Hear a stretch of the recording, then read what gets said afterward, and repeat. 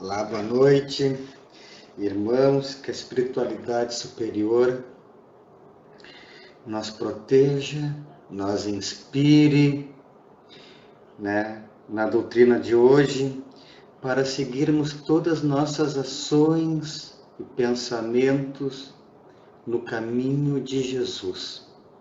Que assim seja. Bem, então, estamos numa outra quinta-feira online, a doutrina online, porque temos o dever de adaptarmos-nos às situações e às circunstâncias. E esse está sendo o jeito encontrado e vamos usufruir dele. Nós veremos hoje o capítulo 9 do Evangelho segundo o Espiritismo, que fala sobre bem-aventurados aqueles que são brandos e pacíficos. Vamos começar já lendo a passagem, para depois fazer uma análise do que nos traz essas palavras do Evangelho. Fala assim: bem-aventurados aqueles que são brandos, porque eles possuirão a terra. Isso está em Mateus, capítulo 5, versículo 5.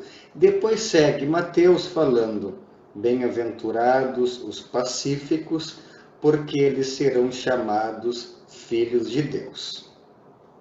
E por último, ainda em Mateus, mas em outro versículo, ele fala assim: aprendestes o que foi dito aos antigos: não matareis, e todo aquele que matar merecerá ser condenado pelo julgamento. Mas eu vos digo que todo aquele que se encolerizar contra seu irmão merecerá ser condenado pelo julgamento. Que aquele que disser a seu irmão raca merecerá ser condenado pelo conselho. E aquele que lhe disser sois louco merecerá ser condenado ao fogo do inferno. Fortes palavras do Evangelho. Mas vamos fazer o seguinte, É urgente e preciso que a gente sempre pegue as palavras evangélicas e tente trazer para os dias atuais, até porque o Evangelho ele é atemporal. Ele está sempre atualizado, nunca perde a sua, nunca fica ultrapassado. E principalmente é necessário trazer para os dias de hoje essas palavras pelo momento delicado que nós estamos vivendo, aonde os nervos estão à flor da pele. Seja por essa quarentena também que estamos vivendo, isso ajuda bastante, esse processo de isolamento social, essa polarização que se dá no cenário político e social, de uma forma geral, de ideias, essa polarização de ideias no cenário brasileiro atual também está gerando diversas discussões. E além de tudo isso, temos a questão da transição planetária. Tudo isso junta-se nesse caldo, digamos assim, e nos traz a um momento onde as pessoas, como eu já disse, estão com a paciência esgotada, estão encolerizadas, como diz o Evangelho, e eu estou falando isso para mim também, eu me incluo e digo por experiência própria, pois eu também sou um dos estourados, como diz no nosso vocabulário gaúcho, que pessoa bem estourada. Eu também me estouro nas redes sociais, eu me estouro em casa, eu me estouro com meus amigos, volta e meia e bato boca. Então eu estou falando isso para mim também, porque eu também preciso me melhorar muito nessa questão de ter paciência e cuidar as palavras. Por que as palavras? Na parte do Evangelho aqui, ele fala sobre Raca, né?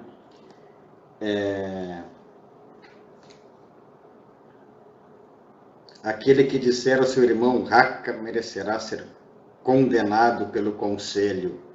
Ou também fala do louco, né? Que disser ao seu irmão sois louco, merecerá ser condenado ao fogo do inferno. São palavras fortes, mas que Jesus utilizava dessas palavras cheias de significado para que aqueles que ouvem terem uma compreensão, né? Que as pessoas na época aprendiam mais quase que pelo medo, né? E a palavra raca era uma palavra que os hebreus eles pronunciavam virando a cabeça e cuspindo ao chão, que era algo de atitude de desprezo, que era, traduzindo para os dias de hoje, seria homem de má conduta, dependendo da tradução, né? É algo parecido, semelhante a isso, um homem de má conduta, um homem da ralé, coisa desse gênero, tá bom? E o que o Evangelho nos diz sobre isso? Eu coloco aqui, estou buscando trazer a questão da palavra. O Evangelho diz que todo gesto ou palavra, né, com falta de afabilidade é contrária à lei de amor e caridade. A agressão, quando fala bem-aventurados os brandos, os pacíficos, não fala apenas daquela agressão física, esfaquear alguém, por exemplo, agredir. Não, Jesus aqui no Evangelho, ele deu conta de também botar um lugar muito especial na questão da expressão verbal, de agredir verbalmente alguém, de machucar pelas palavras. Né? Trazendo para os dias atuais, como não falamos apenas agora presencial, temos a função da internet, as redes sociais e tudo mais, isso pode ser também colocado para a questão escrita, né? Escrever coisas, sei por mim que vivo caindo nessa falha, né? Que essa forma de agressão, ela também é totalmente errada, porque contraria a lei de amor e caridade. E o que, irmãos, atravanca o progresso, a elevação moral do indivíduo e do coletivo, da humanidade? Né? Não é ser contrário à lei de amor e caridade. A lei de amor e caridade é a lei das leis, porque temos várias leis. Temos a lei de adoração, a lei de liberdade, a lei de destruição, entre tantas outras, são 10. Né? E a lei de amor e caridade, quebrando ela, você está quebrando todas as outras. Porque é como eu disse, a lei das leis, aquela que engloba tudo. Porque quando falta amor e caridade, falta todo o resto. Né? E só avançaremos à medida que deixarmos de ser contrário à lei de amor e caridade, e isso se inclui também na maneira que tratamos os irmãos na forma de expressão, de se expressar, e que é algo que hoje em dia, como eu falei lá no iniciozinho da doutrina, está um tanto quanto complicado por todas essas questões que eu disse, que as pessoas, seja pelas divergências de ideias, nessas polarizações do cenário de hoje, essa questão que vivemos com esse vírus, a transição planetária, tudo isso ajuda que a gente fique, né, a ponto de bala, como se diz, a de estourar. e extravasar com palavras, sejam elas faladas ou escritas. E Jesus, desde aquela época, nos tenta avisar sobre essa falta de mansitude nas palavras e nas expressões.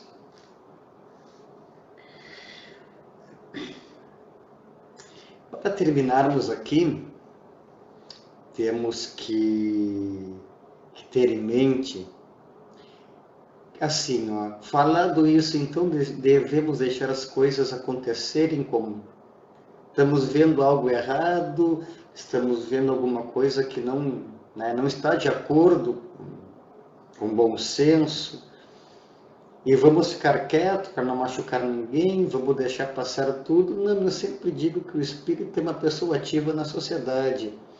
Nós devemos sim puxar a orelha do irmão que está cometendo algum ato errado, é nosso dever.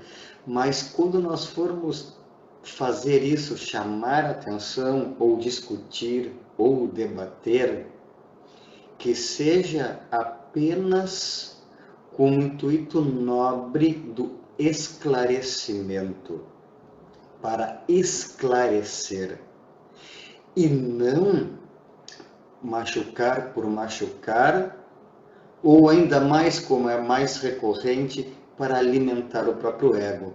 Porque a maioria das vezes que nós entramos num embate, numa discussão, é muito mais para alimentar o nosso ego e nossa vaidade do que com o nobre propósito de...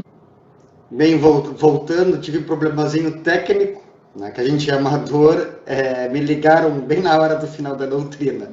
Então, vocês me desculpem, aí quando eu fui recusar a chamada, aí desligou o microfone e desligou tudo.